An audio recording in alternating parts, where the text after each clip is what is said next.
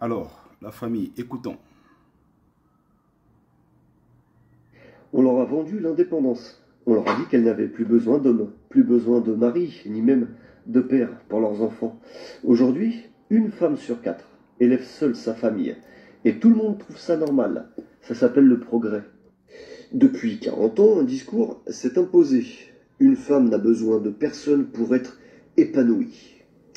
Très bien, mais on en est où concrètement aujourd'hui en chiffres?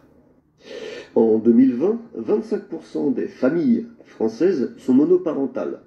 Et dans 85% des cas, ce sont des femmes seules, souvent grâce à la justice. Les chiffres sont là. En 1990, 1,5 million de familles monoparentales. En 2020, c'est 2 millions. Et plus de 40% d'entre elles vivent sous le seuil de pauvreté.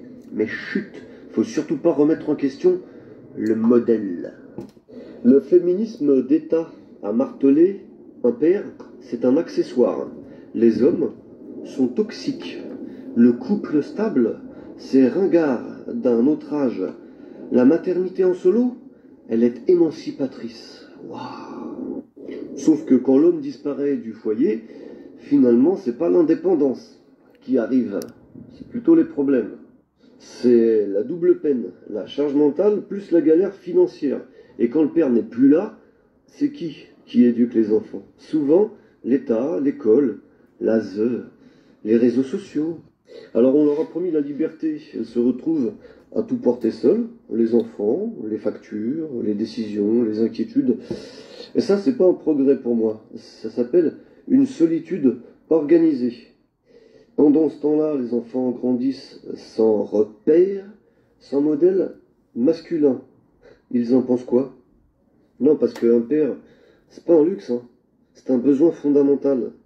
Et vous en pensez quoi? Est-ce que c'est un hasard ou un projet? Résultat, les enfants grandissent dans des conditions horribles, sans l'influence d'un père et sans influence, n'est-ce pas, d'une figure paternelle. Les statistiques prouvent que la plupart de ces enfants, la plupart dans des prisons, généralement en Occident, ceux-là, les garçons qui se trouvent, n'est-ce pas, les hommes qui se retrouvent dans ces prisons sont pour la plupart des gens qui sont issus des familles monoparentales, où maman a décidé d'être alimentée par le système qui a organisé ce célibat. Les papas, ils ne servent à rien, allez. Et derrière, beaucoup de galères, beaucoup de galères. Et les enfants payent le prix, alors qu'ils n'y sont pour rien, ils n'ont rien demandé. Et le système, n'oubliez jamais, ceux qui ont mis le système sur pied sont généralement les gens qui ont une orientation un peu un genre. Donc, eux, ils n'ont pas intérêt à ce que le système perdu, le système c'est-à-dire basé sur la famille traditionnelle, un père, une mère, un enfant au milieu ou des enfants au milieu, ceux-là, beaucoup ils sont nombreux qui n'ont pas intérêt à ce que ce système traditionnel perdu. Il faut donc l'éclater. Ce noyau, n'est-ce pas, familial doit être éclaté au profit de tout ce que vous pouvez imaginer comme bêtises aujourd'hui. Et dans ce modèle traditionnel-là, il y a des gens qui se battent quand même pour le maintenir. Mais il faut savoir qu'il y a une guerre atroce, une guerre âpre. Et cette guerre-là se joue au quotidien. Au quotidien. Donc, certaines minorités qui décident de s'imposer à la majorité. Il y a beaucoup qui sont des célibataires. On se demande comment, en étant célibataire, sans enfants, sans copine, comment on peut diriger la destinée, par exemple, d'un pays. Comment on peut être sensible aux problèmes des enfants? On ne sait pas ce que c'est. On ne sait pas c'est quoi transporter l'enfant aux urgences à 3 h du matin. On ne sait pas c'est quoi le yaourt est fini. Je ne sais pas, la nourriture est finie au frigo pour les enfants. Les enfants ont tel ou tel besoin.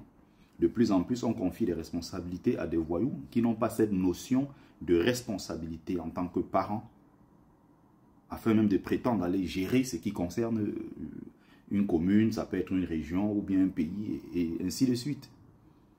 Nous sommes en guerre, pour ceux qui ne se rendent pas compte. Nous sommes en guerre.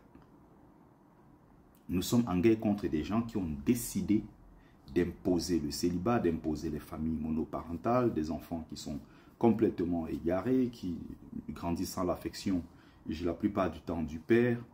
Parfois, hein, des enfants qui se retrouvent avec aussi, il n'y a pas que des pères, hein, des mamans aussi violentes, des mamans toxiques, qui montent les enfants contre les parents, contre les papas qui se retrouvent parfois seuls, hein, et ils se disent, bon, quand les enfants vont grandir, ils vont me chercher.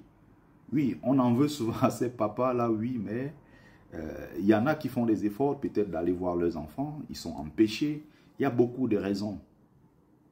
Et toujours est-il qu'il faut se battre pour maintenir le modèle traditionnel qui a fait ses preuves sur des millénaires. Un homme, une femme et des enfants. Maintenir cela, se battre pour le maintenir. D'un autre côté, il y a des adversaires qui font tout pour l'atomiser. Et c'est à nous de nous battre. Merci.